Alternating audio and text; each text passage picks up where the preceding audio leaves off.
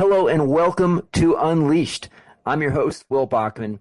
You can visit umbrex.com/unleashed to get the show notes for this episode, the full transcript, as well as sign up for the weekly newsletter for the show, which includes some bonus elements. I am so delighted to be here today with Anne-Laure Le Cunff, who is the author of the forthcoming Tiny Experiments, How to Live Freely in a Goal-Obsessed World. Anne-Laure is also the founder of Ness Labs, a learning community for people who want to achieve more without sacrificing their mental health. I've been a member for a couple years. She also writes a weekly newsletter that 100,000 people get in their inbox, and you can sign up for that. I will include the link in the show notes. Anne-Laure, welcome to the show. Thanks so much for having me, Will. I would maybe think about your book as, if I wanted to reduce it to a very simple phrase, it's encouraging people to replace striving with curiosity. That was kind of my 4-word takeaway from it. And we'll get to all different aspects and chapters of the book. I love so much of it. I want to start with one concept that really caught my attention, which is this idea that you have of self-anthropology. Talk to me a bit about that term and what it means. Well, thank you. This is such a great first question, and this is one of my favorite terms in the book, one of my favorite concepts. This concept I came up with specifically to try and help people who are problem solvers, doers, who want to get things done, and who might want to start figuring out straight away what is the next thing that they want to do. They want to get going and really do things and be productive. The concept of self-anthropology is the idea that before you start working on what's next, you have a period of observation and you become kind of like an anthropologist, but for your own life, with your own life as the topic of study. And in the same way that an anthropologist may go and study a different culture and bring their notebook and take field notes, just looking around and asking, why are people doing things this way? Why is this thing more important to them than this other thing? Why are they communicating in this way? Why do they have these priorities? You can do that with your own life. You can become the anthropologist of your own life by practicing self-anthropology and just really observe yourself throughout your daily life and ask yourself, why am I doing things this way? Why do I have these priorities? Why do these things matter to me? And by doing this, you really create a window for observation to try and understand what are things like right now before you start planning what you want to focus on in the future. One way to implement that concept is around this topic of procrastination. And I like just probably every person in the world will have periods of procrastination where there's some important task that I'll be putting off. And often our response is to beat ourselves up about that.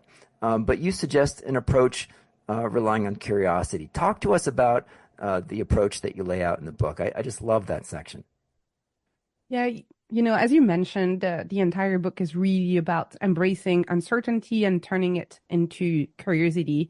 And I wanted to pick an example, something to illustrate that idea, working with something that people are inherently uncurious about. And I think that's the case with procrastination. Procrastination is something we just want to get rid of. If you go online and you look up articles or information as to how to deal with your procrastination or manage your procrastination, you'll find a bunch of articles that are titled How to Beat Your Procrastination. It's extremely violent when you think about it. We don't really look at it as something that we can learn from. And it's a bit of a shame because that's really what procrastination is, right? It's a signal from your brain and your body that something is not quite working for you right now. And that despite the fact that there is this task, this thing that you feel like you should be doing, you're somehow not doing it. You're delaying it. When you approach your procrastination from a place of curiosity rather than trying to beat it, then you can actually learn useful things from it. So if you look at the signal and you start asking yourself, why is it that I'm procrastinating? Without self-blame, without self-judgment. It might be that you're not convinced that you should be working on this task in the first place. And maybe that's why you're procrastinating. It may be that the task is not fun and not exciting. That's also a valid reason for not being terribly excited about working on it and delaying working on it. So maybe you can make it more fun. Or it might be that despite the fact that you're convinced that you should be working on it and you feel like, okay, that looks like fun, somehow you're still procrastinating. And maybe that's because you feel like you don't have the right skills, the right tools, the right expertise in order to do that. The great thing about approaching procrastination, again, from this place of curiosity, is that once you start identifying what the problem is, you can also start solving for it in a way that is a bit more constructive. You can get mentorship, coaching, getting the right tools. You can maybe even question the validity of working on this task in the first place with your teams and your collaborators. You can try and design it in a way that's more fun. And so instead of being paralyzed because you're desperately trying to beat that thing and get rid of it, when approaching it from a place of curiosity, you can be a bit more generative and you can start moving forward and getting unstuck. I found this framework so helpful. It's instead of treating procrastination as an enemy, it's really treating it with empathy as a friend, right? And dancing with that, trying to really almost be a therapist to your procrastination. I used your approach this past weekend, actually. I've been procrastinating for 9 months on creating this resource on the influence toolkit. And I had it all, laid out and had started it 9 months ago, but it kind of got stuck. And I've been beating myself up. Oh, I should get finish this. And so this weekend I tried your approach, and it's important. I wanted to do it. I was excited to do it. I want to share it with people. And I realized that I was resisting because I wasn't sure how to do the next step. So, and I just wasn't sure how it was going to play out. So I kind of used your approach of curiosity to say, all right, I don't know how to do it, but let's just sit down and come up with ways that it not to do it, or just brainstorm some ways that I might approach it. But I won't do it now. I'll just kind of think about how I might approach it and spend a few minutes on it. And sort of that one thing led to another, and it allowed me to make progress. So, and that really just sort of unlocked it. So I love that idea of not trying to fight it or beat it up, but really question it and interrogate it some. I suppose you could use the same approach for other sorts of challenges, right? Rather than, if you're angry at someone, ask, oh, I'm curious, like what got me angry about that?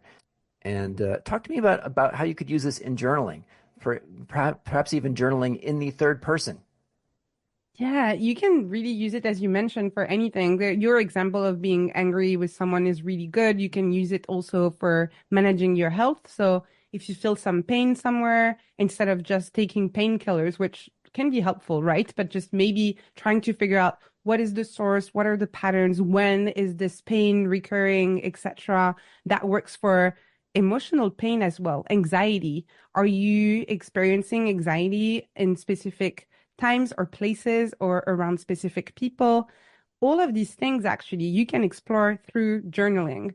Journaling is a really great tool to reflect on your experiences, and having both the distance to observe those thoughts and those emotions and those behavioral patterns, but also being close enough to it that you can dig deep enough to really understand the root of those issues.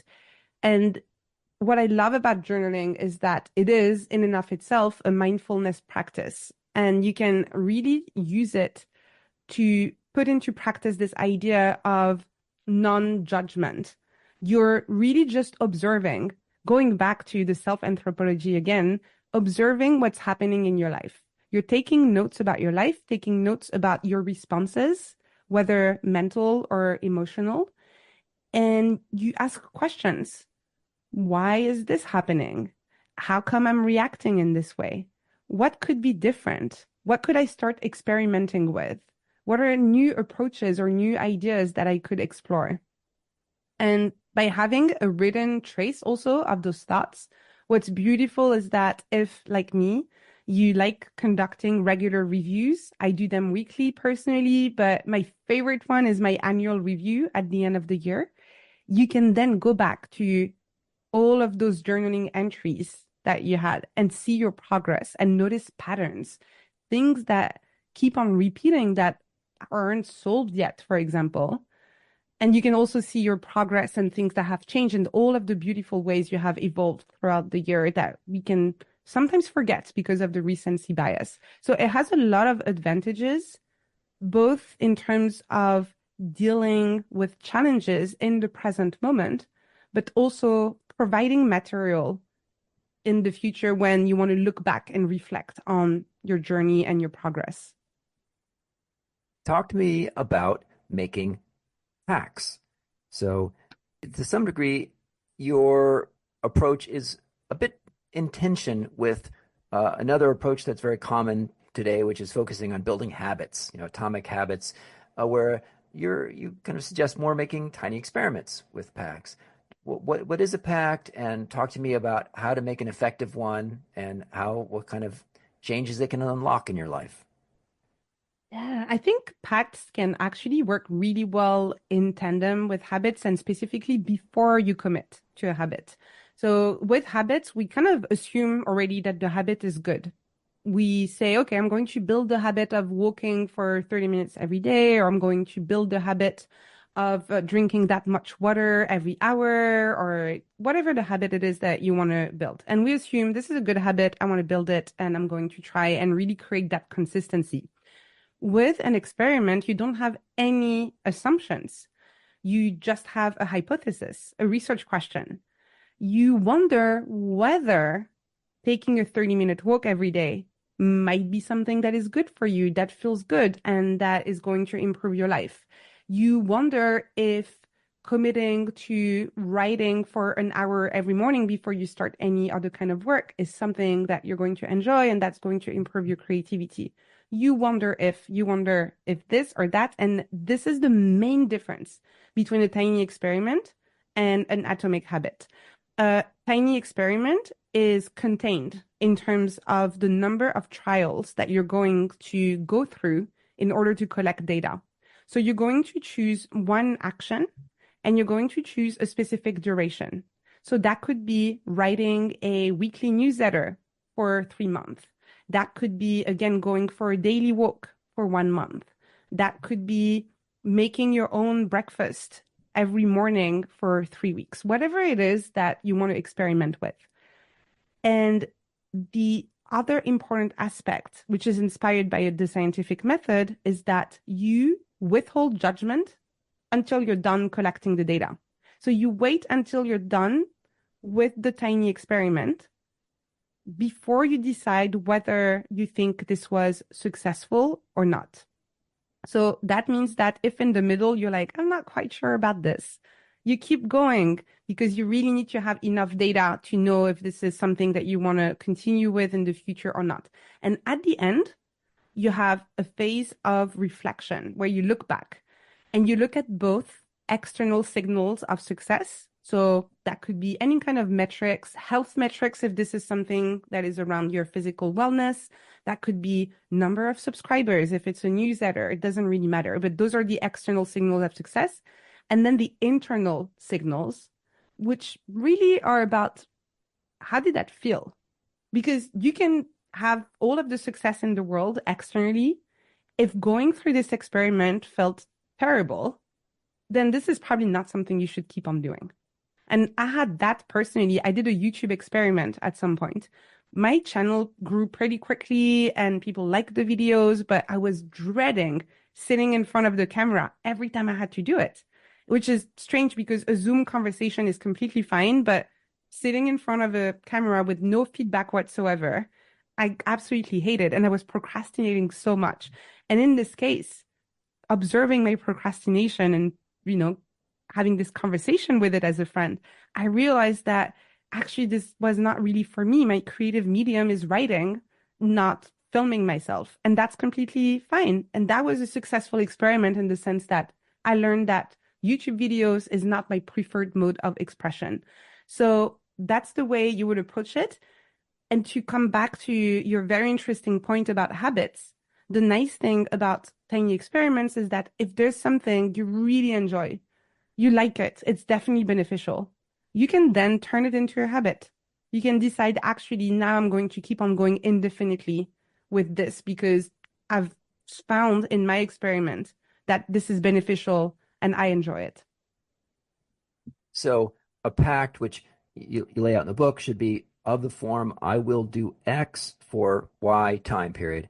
Two questions about that. First is, what data do you suggest people collect? So you mentioned withholding judgment till the end, but as you're going through the pact, what data should you be collecting? The most useful way to collect data here is to really align it to the kind of measures of success you're going to look at the end. So internal and external signals, again, you can track, for example, if your experiment is around mental health, you could maybe track your mood. And if you're someone who wears an Apple Watch or a Garmin or something like this, maybe your heart rate variability or any other measure, physical measure of stress, for example, or your sleep score, for example. So those could be two measures that you track. And then in addition to this, I highly, highly recommend also collecting some qualitative data. Again, journaling is very helpful. So it doesn't have to be long morning pages or anything like this, but a few bullet points every day, just about like things that came up, things that you thought about, things that you noticed. And again, if it's a mental health experiment, maybe you're trying to meditate every day for 10 minutes, something like that. You could take a few notes saying that you've noticed that it's easier for you to meditate very first thing when you wake up in the morning. Or maybe actually you like doing it after you had a little cup of tea. You might experiment with having guided meditation using an app or doing it in complete silence. And so those are the types of things that you can play with and take little notes. And those are more qualitative and things that you can look back on when you're reflecting on the experiment at the end. You can notice those patterns and see, oh, actually, that's interesting. I tended to stick to it more easily if I did it right when I woke up in the morning, for example. And quiet meditation felt a bit daunting at the beginning from my notes, but a week later, that's the way of meditating that I like the most. Second question is, how do you recommend people build the discipline to actually keep with the pact? Because the whole point of it is probably you're trying to change a behavior, and we know that's tough. It's tough to implement a new habit. So if you're trying to do something like saying, I'll eat, I'll eat 3 servings of vegetables every day for the next 30 days to see how it improves my health, and you're not in the habit of eating vegetables every day, how do you actually get yourself to do it? And what should you do if you miss a day? The most powerful way, really, and I have an entire chapter about this in the book, is learning in public. So if you have any way of announcing your experiment to other people and have them follow along and build accountability, this is a really, really powerful way to stick to your experiment until the end. And in public doesn't mean that you have to blast this on social media. It can be in a WhatsApp group with other people you're close with. It can be with a few friends. It can be just one accountability buddy. So just having at least one other person who knows of your experiment, and even better if they're conducting their own experiment as well, because in that case, you can support each other. So that's one way. Another one that really an aspect that I feel like is really important is to remember that dips in motivation are also important signals. So if you notice that you're procrastinating a little bit a specific day on your experiment, or that you've been dragging your feet a little bit, or that it's been, you've been dreading it, you can again observe those responses and those behaviors. And through self-reflection, journaling, for example, you can try and figure out what is going on here. Why is it that this experiment that I designed myself, nobody forced me to do it, and that where I have also chosen all of the parameters, why is it that I'm struggling to keep going? And are there any parameters that I can play with? Are there any tweaks that I can make in order for this to work? So I would just keep going and I would just note any days where you missed it. And then the day after, try something a little bit different. And if you see that you've been completely unable to stick with it, that's also a big difference with habits. If it's a habit and you can't stick to it, then you failed, right? It just didn't work out. Like that was the idea was to stick to the habit. With a tiny experiment, the aim is not necessarily to stick to it. It's better if you stick to it because you can collect all of the data. But if really in the middle, you're just so bored of it and you don't want to keep going, I think you got all of the data you need for this version of the experiment. So you can pause it and you can go back to designing a different version, or you can consider that you collected all of the necessary data for this one. And maybe that thing you wanted to try is just not something you enjoy. You didn't know before you started the experiment. So you learned something, and that is success for an experiment. Talk to me about this time shift from Chronos to Kairos.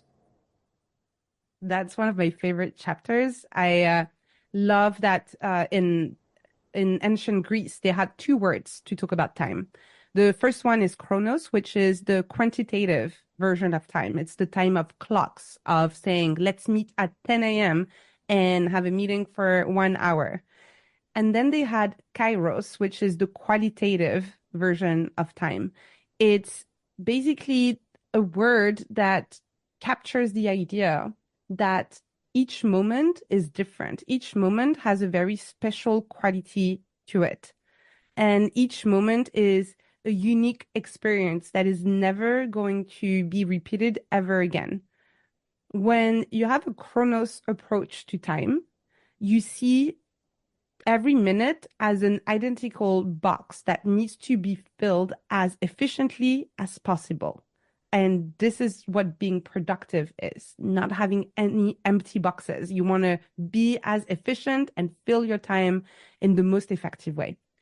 When you have a kairos approach to time, you understand that some boxes are bigger than others. Some are more important than others, that time is elastic and that the quality of time shifts moment to moment. And this is very important in terms of decision making in your daily life and in your work.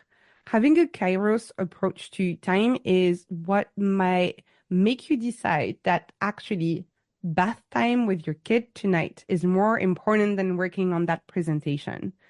It's what happens when we embrace kairos, is when we let ourselves lose ourselves in the conversation. When, you look at the time and you're like, oh, wow, it's been 3 hours. We've been talking together. I can't believe it. And this is also when you experience a sense of deep flow in some projects. And again, losing the sense of time and feeling like time can contract and expand depending on the level of attention, awareness, and intentionality that you give it. So Chronos is very almost mechanical in the way that you approach time. And Kairos is very fluid and something that you kind of define as you go and as you live your life. There's a concept out there that many listeners may be attracted to, which is this idea of finding a purpose in life and working to create impact and do something that really matters. And while there's certainly something admirable about that, you have this concept that was really striking to me, which is, let go of your legacy, right? And focus much more on being generative in the moment. I'd like you to talk about that shift a bit.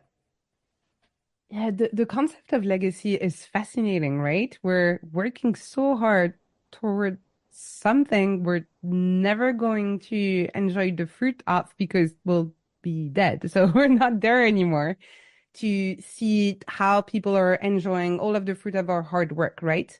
Generativity, on the other hand, is the idea of focusing on the impact that you can have today, right now, in the present moment, on your fellow human beings who are alive at the same time as you are sharing this planet with you. And it totally makes sense to have this approach when you have a more experimental mindset, because when you focus on legacy, you're basically blindly trying to build something that you hope people are going to enjoy for generations to come, which in reality, most people are forgotten after 1 or 2 generations. If you ask most people, what was the name of your great grandfather, for example, most people won't be able to answer that question. So the biggest impact that you can have is right now. That can be on your local community, that can be bigger, that can be through creating content that you're sharing with the world, sharing your ideas, etc. And the reason why I'm saying this is more aligned with an experimental mindset is that since you're trying to have an impact right now, you can see what works and what doesn't. And you can actually tweak your approach right now in the present moment to make sure that you have the positive impact that you want to have. So let's say, for example, that you're trying to change people's minds about a certain way of teaching or educating children, or that you're trying to teach people about their health or anything like that. You can try different approaches and you can change the way you do these things based on people's responses and the success that you have right now, versus this legacy, which is more of a reassuring concept that we have in mind to feel like our life has meaning. We can create that meaning right now in the present moment without holding on to that artificial legacy that might not even exist.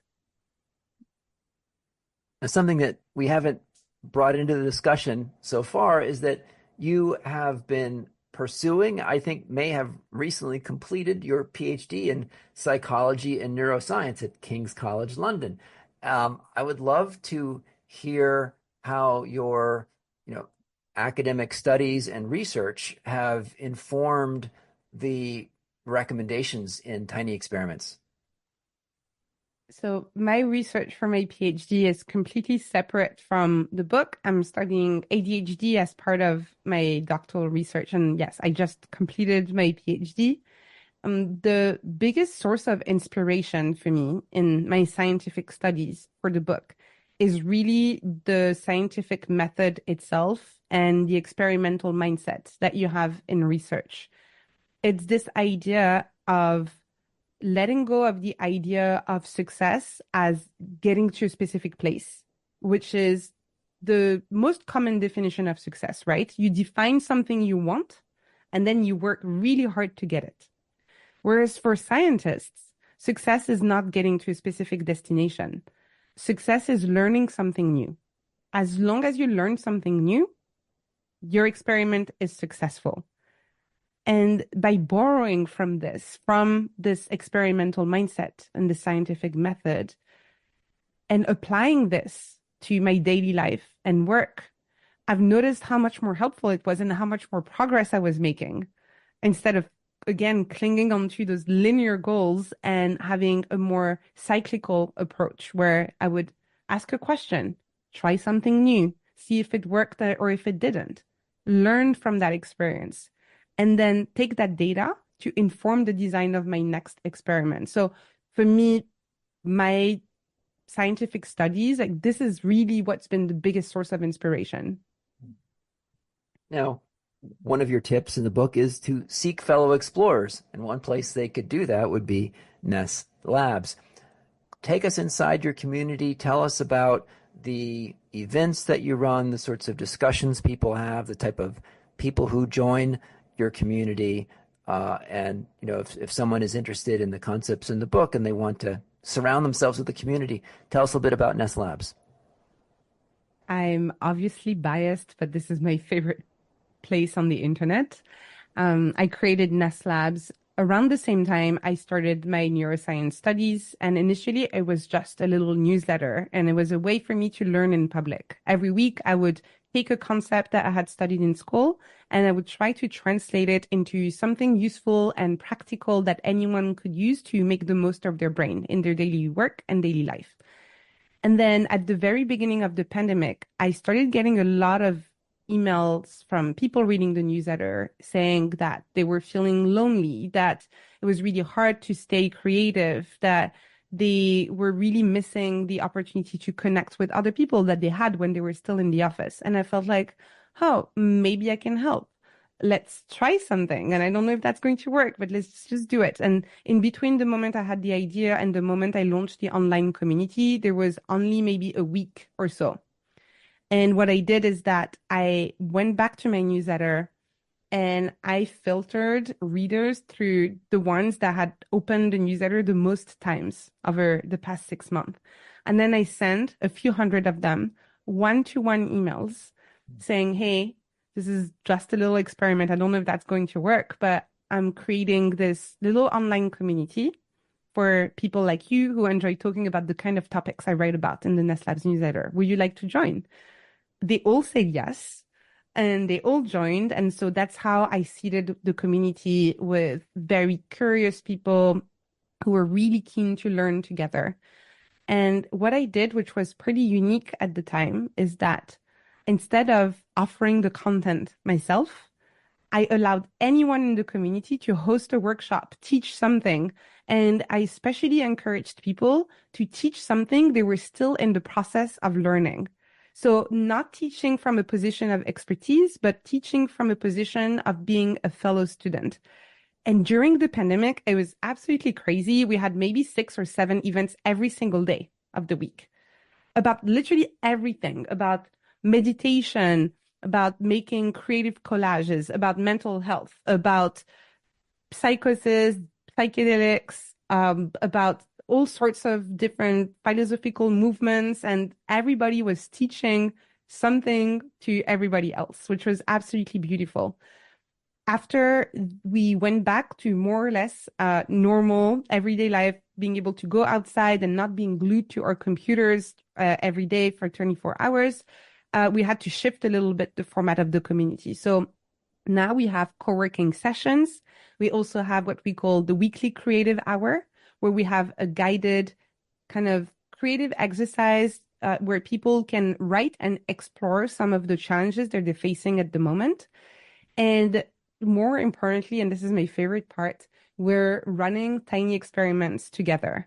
So everybody can go and say, that's my tiny experiment. And then they create a little log in the community and they can take some notes in there, and they have everybody else that is encouraging them, supporting them, providing resources.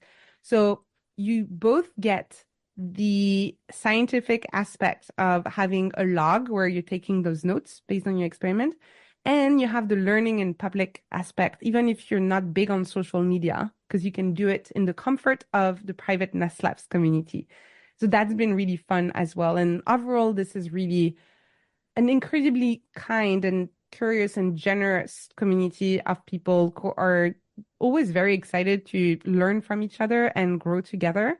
And I'm not quite sure what the next version of my experiment with this community is going to look like, but I'm planning on keeping on going for a very long time, I think.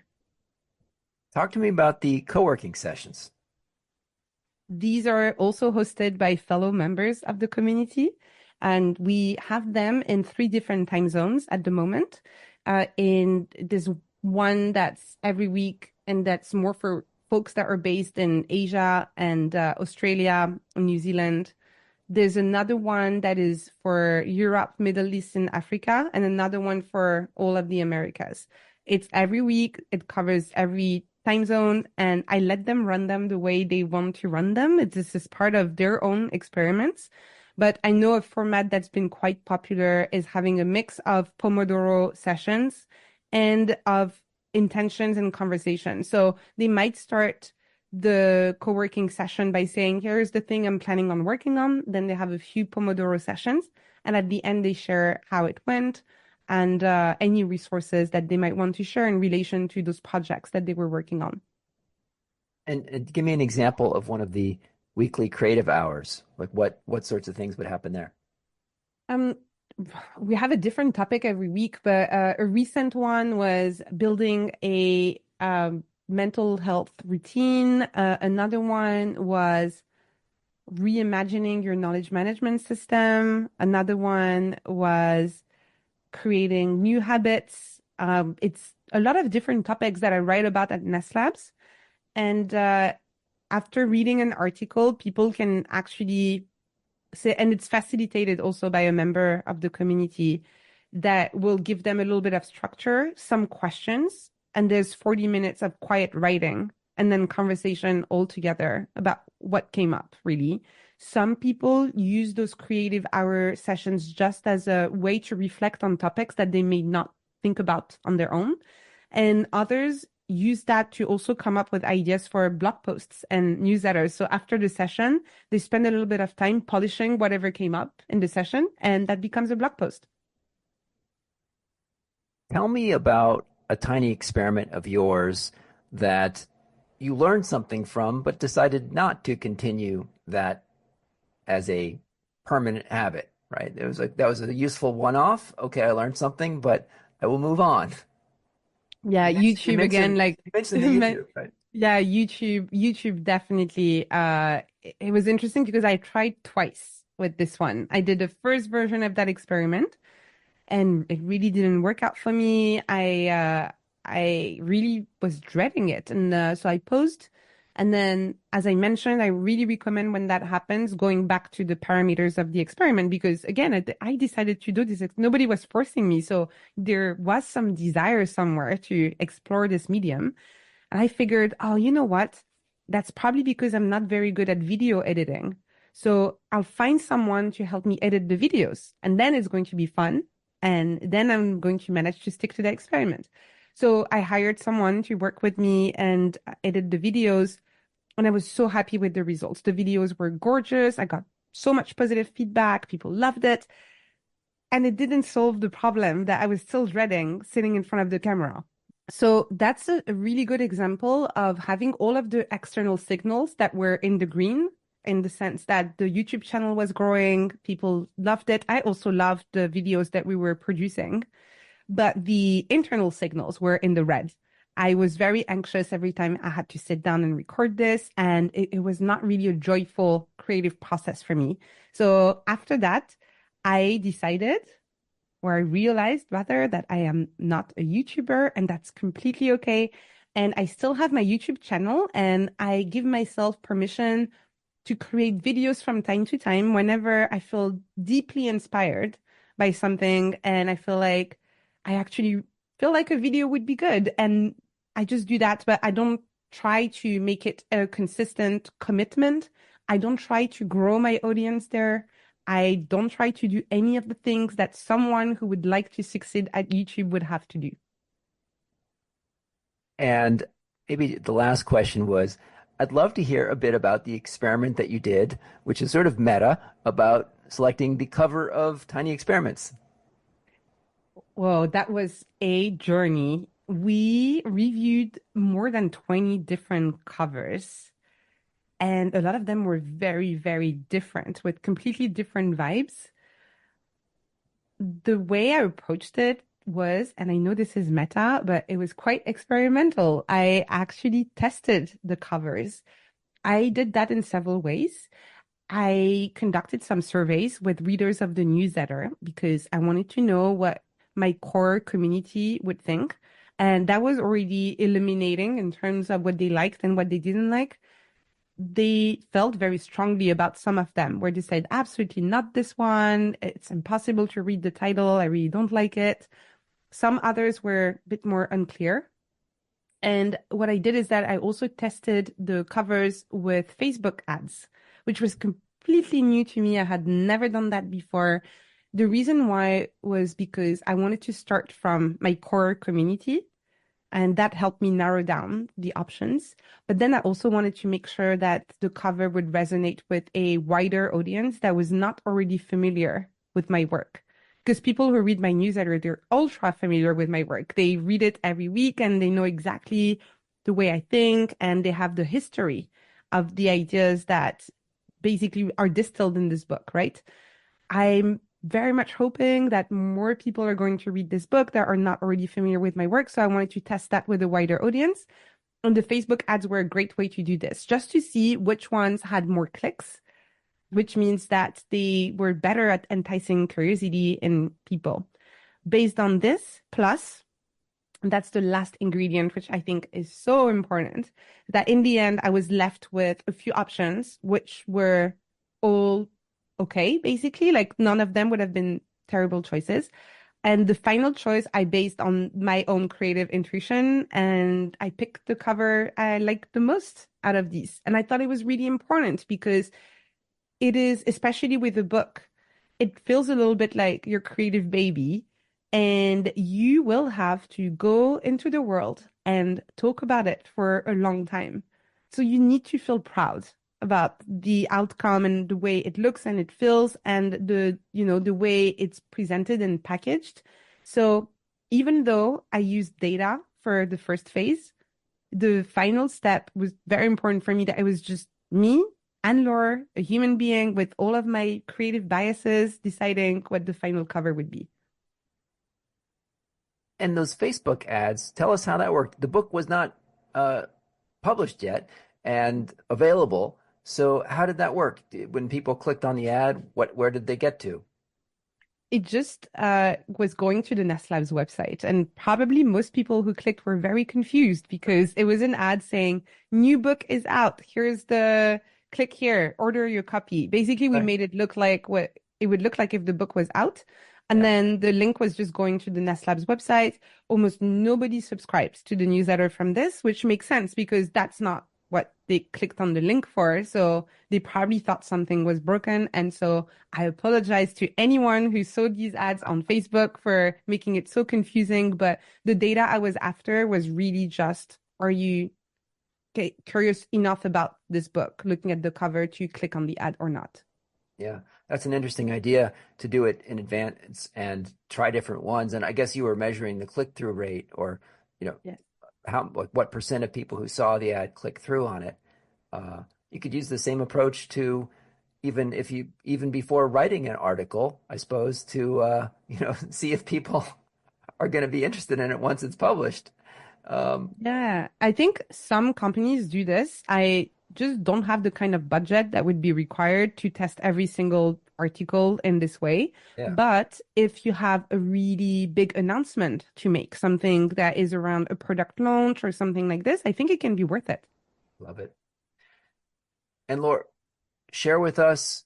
We will include them in the show notes. Tell us where we can find out more about the book, more about Ness Labs. Yes. For the book, go to tinyexperiments.org, not .com because I couldn't get it. So tinyexperiments.org. You can pre-order your copy there. There are a lot of really exciting bonuses that you can get if you pre-order your copy now. And for Ness Labs and the newsletter, just go to nesslabs.com. There's a form here you can fill, and I send a weekly newsletter where I talk about a lot of the topics that we discussed today. Amazing. Thank you so much for joining today. Thank you, Will.